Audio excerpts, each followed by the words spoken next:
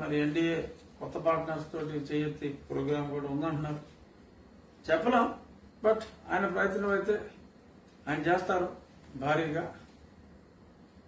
అప్పట్లోగా నాకు ఈ లెటర్ అందితే జగన్ ఏంటి సెక్రటేరియట్ కూడా అని అంటే చాలు, ఏదో చిల్లర ఖర్చుల కోసం సార్ అని చెప్పి ఆయన చెప్తాడా, ఏం చేస్తాడో తెలియదు.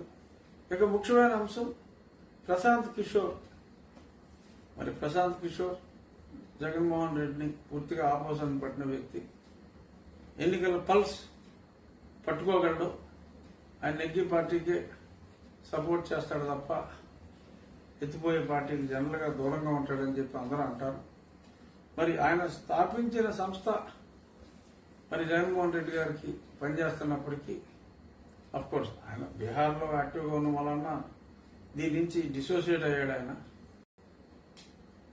ఆయన చాలా స్పష్టంగా నిన్న హైదరాబాద్ లో డిబేట్ లో మరి నిన్న సాయంత్రం ఇది ఎత్తిపోతుంది, ఎత్తిపోవటం అంటే మామూలుగా ఎత్తిపోవటం కాదు, అతి దారుణంగా ఎత్తిపోతుందని చెప్పి కూడా ఆబ్జెక్టివ్ కూడా యాడ్ చేసి మరి ఆయన చాలా స్పష్టంగా చెప్పడం జరిగింది.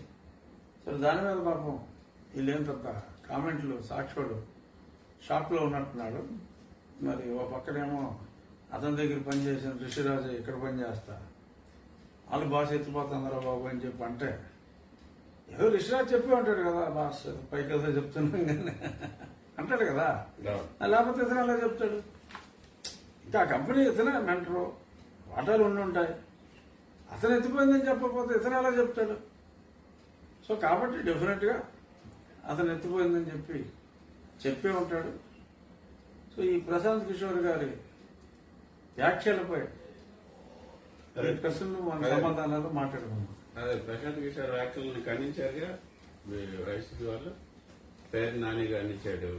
ఏమని జ్యోతిష్యం చెప్పడం మొదలు పెట్టాడు.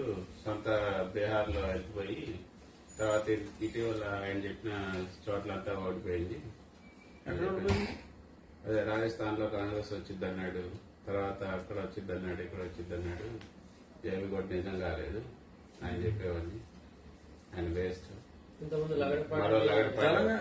సరే వీళ్ళ మాట తెలంగాణలో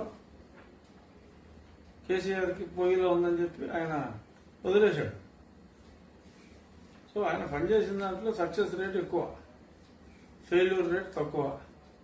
సో అదే ఈయన పసిగట్టాడు. సరే ఏదో పేరు నాని గారు ఏమన్నారు అన్నదే ఇక్కడ ప్రశ్న కాదు.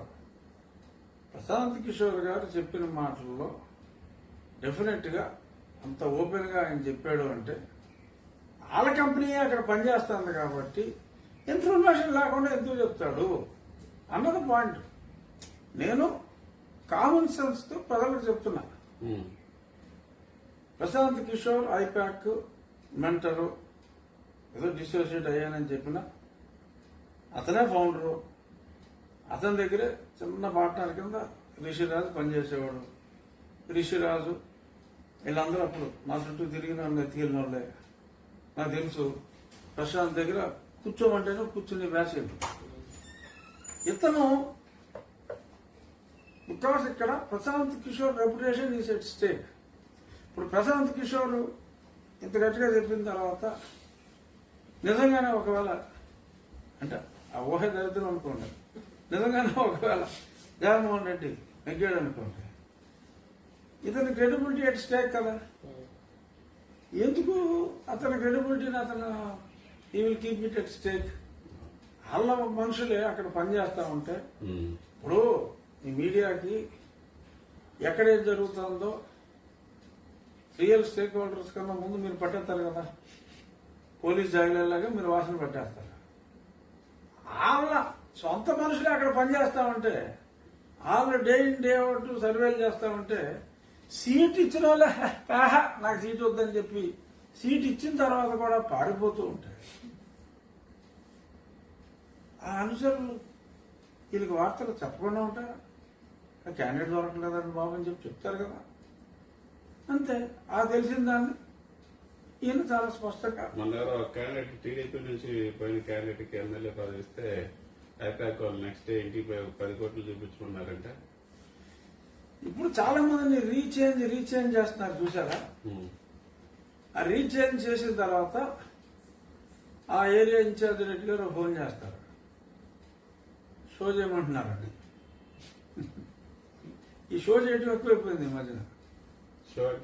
షో అంటే చూపెట్టడం, క్యాష్ చూపెట్టాలా లేకపోతే క్యాష్, లేదంటే ప్రాపర్టీ ఉంటే ప్రాపర్టీ కొంతమంది తీసుకుని ఆ ప్రాపర్టీ ప్లెజ్తో అప్స్ ఇస్తారు. అప్స్ పెద్దవాళ్ళ దగ్గర పెట్టుకుంటారు, మేమే ఖర్చు పెడతామంటున్నారు. మరి దాని మీద ఇంకొక తీసుకుని ఇస్తామంటున్నారు. వేసుకుని ఇస్తారా, మూమెంట్ టైట్ అయిపోయిందని చెప్పి ఎలాగో నెగ్గిది లేదని అది కూడా ఎత్తేస్తారు. మనకు తెలియదు.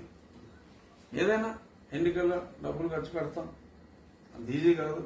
మరి ఎక్కడికక్కడ వ్యాపార అవసరాల నిమిత్తం ఎలక్షన్ కోడ్ రాలేదు, పాడు రాలేదు.